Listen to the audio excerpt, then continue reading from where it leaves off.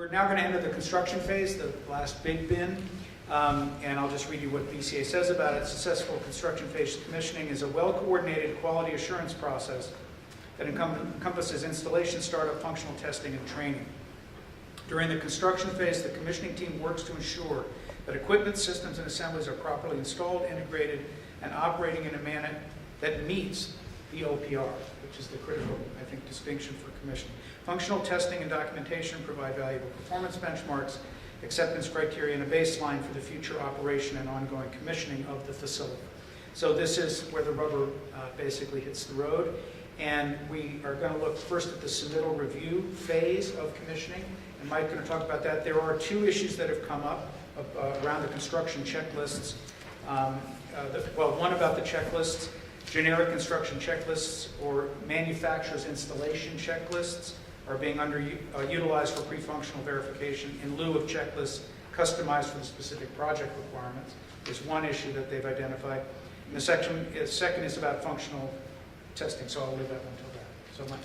So we're in the submittal phase now, and the design is done, our plans and specs are done. We've hopefully had enough time throughout the design review process to make all the comments and capture the owner requirements and assure that the design is meeting those requirements. The project's been bid, the contractor's been selected, and now he's submitting on the submittals of the equipment that he's going to purchase to generate these building systems and this building that we're going to create. So submittal review is not always in the commissioning authority's scope of work. It's a very critical piece. It's one of these things that ended up in enhanced commissioning.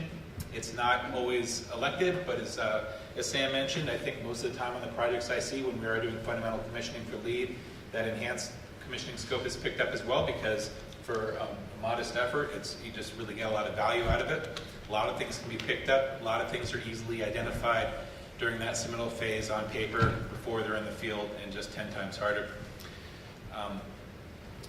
The biggest pitfall of submittal reviews, I think, is just successfully inserting yourself into the submittal review process.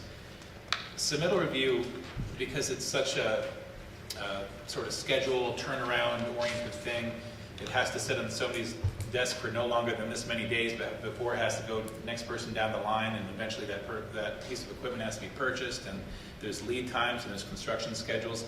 It can be a big machine that gets moving fast, and the commissioning process, unfortunately, can be seen as one more cog that gets inserted there. And for all the stuff we're talking about, that's not the intent. It's not additional work. It's supposed to be an integrated effort that makes things better. The design engineer for an HVAC system is looking at these submittals, of course, and they're looking more at capacities and materials of equipment and things like that. I would say the commissioning design review for submittal is more looking at a bigger picture, looking at that component or piece of equipment into a larger system. So we're looking at things like integration with controls, which hasn't been mentioned yet, but controls is a huge amount of the troubleshooting and success or failure that goes along in a commissioning process. That control system itself will be a submittal that, just the way things work, it ends up being one of the later submittals being provided, which is unfortunate because a lot of our boilers, chillers, air handling systems are probably being reviewed before that, and we can't see really the full integration between control submittal and that HVAC equipment that's going to be critical to making this project work. So what the commissioning authority can do is make comments during the submittal review that be sure to consider this when the control submittals comes out. Be sure to keep these integration things in mind.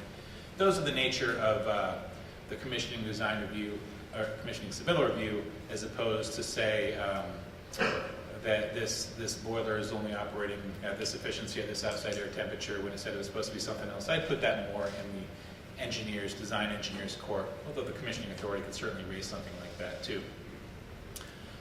As I mentioned, you want to get integrated into that submittal process. The best way to do that is when submittals start coming in. You want to just take that table of contents from your spec section that lists out all the different specs that you're going to see. Typically submittals come in according to those spec numbers. You just want to highlight that and give it to the project architect or the construction manager, whoever the best person is for the project, and say, whenever you send these out to the design engineer, I want to be copied on them at the same time. And so I'm reviewing the submittals at the same time as the design engineer. We might be having some conversations, about things before an official review is submitted. And I'd say the best way to submit these comments is not to have 2 separate sets of comments and 2 separate sets of responses and all that. It just turns into a headache. So the best way I've seen is when you have just a conversation between the design professional and the commissioning authority, so that a single set of design review comments, submittal review comments, sorry, are submitted. And I'm seeing the resubmittals at the same time as the design engineer is. I mentioned controls. That's a big part of a submittal review. A good thing for a rookie to look at if he's involved in submittal review. And I'm not sure if it's the best activity for him to be doing, because you just need a certain amount of experience before you can really see the big picture. You can't just teach the big picture. You have to be doing something for a while before you can see the big picture. But the sensors that are required for any kind of system, specifically an HVAC system, they're shown there on the control flow diagrams. There might be a points list in the specs. Just matching those up with the equipment submittal or the control submittal, making sure all those things are caught is a useful exercise, a pretty straightforward exercise. Because a lot of the things that I see, unfortunately, now working in the field are sensors that just were specified and then not provided and missed somewhere along the line. We did a recent project with a wood pellet silo that was feeding a boiler as part of a retrofit. You're still burning the same amount of BTUs, but just because of the fuel cost, you were able to save dollars by burning the wood pellets instead of the gas. This is a huge silo here, and there's a low limit alarm that tells you when you need to refill the thing, but there was specified a level indicator so you could see if it's half full, 3/4 full, 66% full. And that was very critical because we were going to be doing measurement and verification on this project. So we need to know what our fuel use was. We're not using gas anymore, we're using wood pellets, so we want to see the drop in that thing. And that sensor just wasn't there. It was not provided in the submittal, it just got missed. We tried to bring it up during construction. The controls contractor raised a fuss and threw a change order at it, and the owner said that's okay because he didn't get it and I didn't do a good enough job of explaining why that was important. So, we just don't have that knowledge of exactly how much fuel we're using. So that's one little tiny sensor that doesn't cost a whole lot that unfortunately took a lot of value out of the project. But that's one example of what I've seen in submittal reviews that we wish we could have done a little bit better, or an example of something that hopefully you can pick up and in the process of doing submittal reviews and how to make it an integrated process and not another line item of things to do. Perfect, okay. Just let me see if anybody here has a comment first. Yeah, Sam? I think Mike hit the nail on the head when he talked about controls, submittal reviews. As you all know, controls have become very robust, very complicated, pages and pages of sequence and tests and sensors.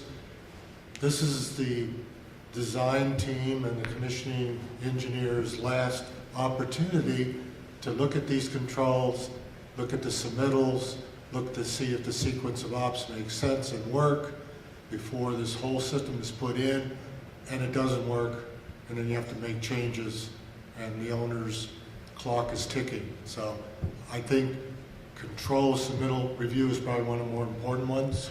The pitfalls is we don't take the time to really review it, because what Mike said, submittals are due in 2 weeks. The engineer may or may not have done a thorough job. He slaps is reviewed, no exceptions taken, and the control guy starts building it. So I think we need to really focus on this as these controls get more and more complex. So in terms of roles, the commission agent is really a second set of eyes for the engineer in terms of the control, in terms of the submittal process? Is that what you're saying? I don't think that's the right way to look at it. You do pick up some stuff because of the second set of eyes, but it's really just looking at the system as a whole and the integration between components more than I feel like the design engineer's responsibility is more to look at the component and that equipment like in a box, where the commissioning agent will look at the buildings and the system as a whole. That's how I look at it. You look for, as a commissioning agent on a submittal, as Mike said, they're looking at capacities and sizing and adherence to their design. I know when I look at a submittal, I look at it from the standpoint of how am I going to test this and how's it going to be maintained.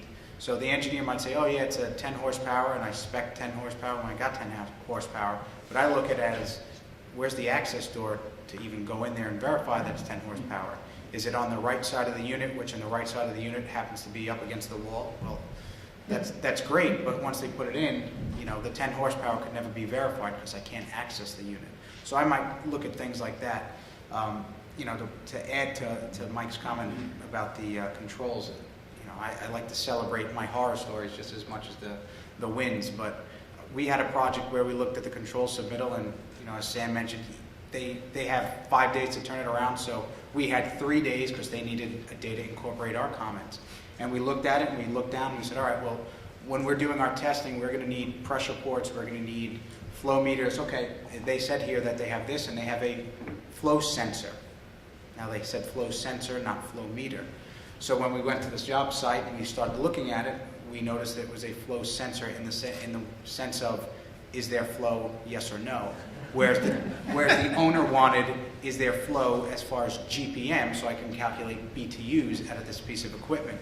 And we didn't catch it, the engineer didn't catch it, and it's a substantial difference between a hot tap and putting a flow paddle switch in and an insertion type measuring device that measures flow. So it was a big deal to this person, and you know, it reminded us as commission providers, when you look at a set of drawings or a submittal, know the intention of it. You know, what may say flow sensor, you know, just ask what kind of sensor, right? So something like that could have saved a lot of money and a lot of yelling. So flow yes or no is a wet finger? Yeah, Will it give you any velocity tests? In answer to the gentleman who said the role of commissioning, or asked about the role of commissioning being a second set of eyes, I agree with Mike. We have to be careful that we don't cross that engineer record line. But most engineers that I've worked with, when you do a thorough controls submittal, even working with the controls vendor, they really appreciate these comments, because a lot of times you do find some mistakes, or a custom sensor that may not be in, or a sequence that's too generic for the piece of equipment going in. Also,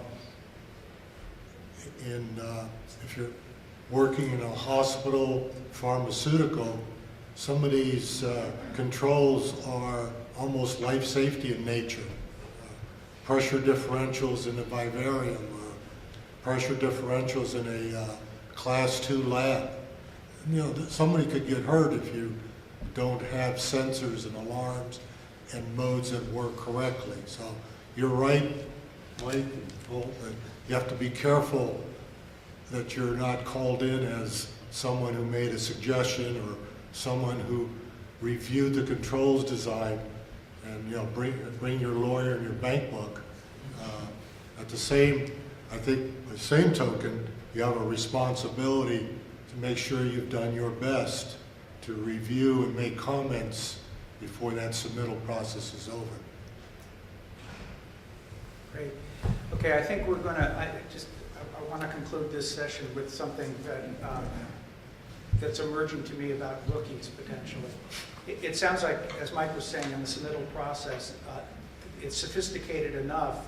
They may not always know, they may most times not know exactly what they're looking at, unless you direct them in certain specific areas. There's a lot to take in, and I think it's because the commissioning authority's role is really to look systemically across a number of different integrated conditions, I guess would be a way to put it, and look at their impacts on each other. So that if there's a way to bring rookies into the process, they maybe start very specifically, but always within the context of an integrated, overall contextual way of doing whatever they're doing, and slowly grow it out to be able to spot these things. Because like I was saying, it sounds like in design review, or even in submittal review, you really need to, you have to have a depth of experience to know where to go quickly to look at something quickly to see if it's right or wrong. And then not only in terms of its performance within the building, but also within its capacity to allow you to perform later tasks, like you were just talking about. So it's an interesting, we'll muddle that over during our break.